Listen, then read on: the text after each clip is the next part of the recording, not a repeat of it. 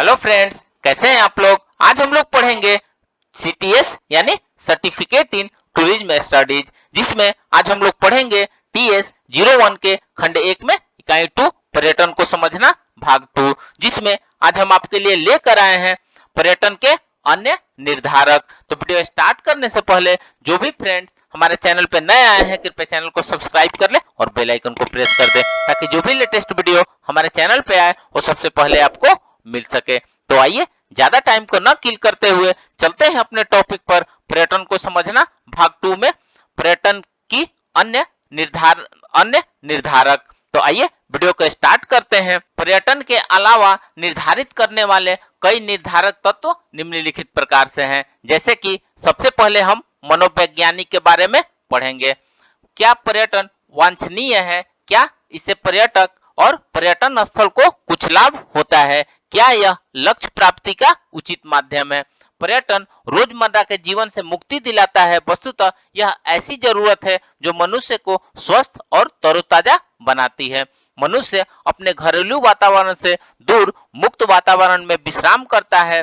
इस अर्थ में यह एक प्रकार का मनोवैज्ञानिक विश्राम है। इस प्रकार की आवश्यकता महसूस कराने में सहकर्मियों, पड़ोसियों और दोस्तों का भी योगदान महत्वपूर्ण होता है। वे हमारी रुचियों को तो प्रभावित करते ही हैं, इस दिशा में सोचने के लिए भी बाध्य करते हैं। वर्ष में एक बार किसी खास समय में किसी खास स्थान के लिए प्रस्थान करना आज फैशन का एक अंग बन गया है। कपड़ों के फैशन के समान पर्यटन का फैशन भी चल पड़ा है। किसी खास समय में बार बार अपनी मनपसंद जगह जाने के पीछे एक सुरक्षा की भावना भी कार्य कर रही होती है। जैसे आज हम किसी खास ब्रांड की चीजें खरीदते हैं और यही हमारी आवश्यकता बन जाता है, उसी प्रकार पर्यटन भी हमारे जीवन का एक महत्वपूर्ण पक्ष हो गया है। आइए नेक्स्ट देखते हैं सामाजिक राजनैतिक। कई समाज को तरोताजा बनाने के लिए पर्यटन को प्रोत्साहन देते हैं। कई राज्य अपने कर्मचारियों को पर्यटन की सुविधा प्रदान करती है। कई देश में मजदूर संघ काम से थके या बीमार मजदूरों को चिकित्सा बीमा योजना के तहत स्वास्थ्य गृहों में भेजने का इंतजाम करते हैं। भुगतान छुट्टियों से भी पर्यटन को बढ़ावा मिलता है। राजनीतिक व्यवस्था भी अपनी गतिविधियों द्वारा पर्यटन स्थलों को प्रोत्साहन देती है। इन स्थलों पर राजनीतिक सम्मेलन, गोष्ठियां आयोजित की जाती है। मसलन सार्क देशों के अध्यक्षों का सम्मेलन बेंगलोर के निकट नंदी हिल पर आयोजित किया गया था। आइए इसका नेक्स्ट देखते हैं आर्थिक। घूमने के लिए केवल इच्छा होना पर्याप्त नहीं है, इसके लिए पैसे की भी आवश्यकता पड़ती है। पर्यटन एक मनोवैज्ञानिक और सामाजिक जरूरत है, पर इस पर आवश्यकता और इच्छा की पूर्ति के लिए पर्याप्त राशि की भी व्यवस्था होनी चाहिए। इसलिए व्यक्ति की आय भी पर्यटन को निर्धारित करने वाला एक प्रमुख तत्व है। पश्चिम में अगर किसी व्यक्ति की आमदनी 1 इकाई बढ़ती है तो वह पर्यटन पर 1.5 इकाई खर्च करता है। इससे पता चलता है कि वे भ्रमण को कितना महत्व देते हैं।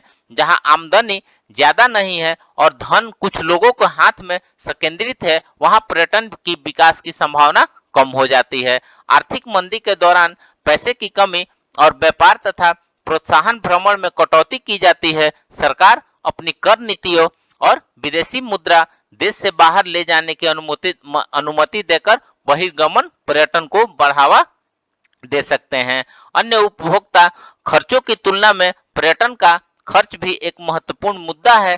विशेष सुविधाएं देकर और छूट देकर पर्यटन को लोकप्रिय बनाया जा सकता है और लोगों को घर से बाहर निकलने के लिए आमंत्रित किया जा सकता है। आइए नेक्स्ट देखते हैं समय। आमतौर पर लोग छुट्टियां में घूमने के लिए निकलते हैं। कई संस्थानों ने बीच बीच में एक एक छुट्टी के बजाय लंबी छुट्टियों का प्रावधान रखना शुरू कर दिया है, ताकि लोग इस छुट्टी के दौरान विश्राम कर सके या घूम फिर सके। यूरोप में बसंत, ग्रीष्म और जाड़े के मौसम में इस प्रकार की छुट्टियों का प्रावधान है। इस कारण वहां लोग वर्ष में 2 बार भ्रमण के लिए निकलने लगे हैं। भारत में भी यह प्रवृत्ति बढ़ी है। उदाहरण के लिए जिन लोगों के बच्चे स्कूल जाते हैं वे गर्मी और सर्दियों की छुट्टी में ही निकलते हैं। गर्मी की छुट्टियों में यह भ्रमण लंबा हो सकता है और सर्दियों में छोटा। खर्चे और समय से पर्यटन की मांग काफी प्रभावित होती है। पर्यटन को बढ़ावा देने के लिए, अपनी आमदनी बढ़ाने के लिए पर्यटन उद्योग मौसम दर मौसम अपनी दरों में परिवर्तित करता रहता है।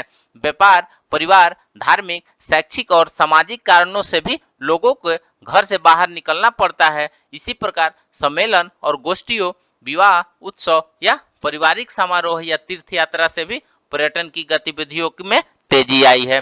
भारत में घरेलू पर्यटकों के बीच तीर्थ यात्रा काफी लोकप्रिय है।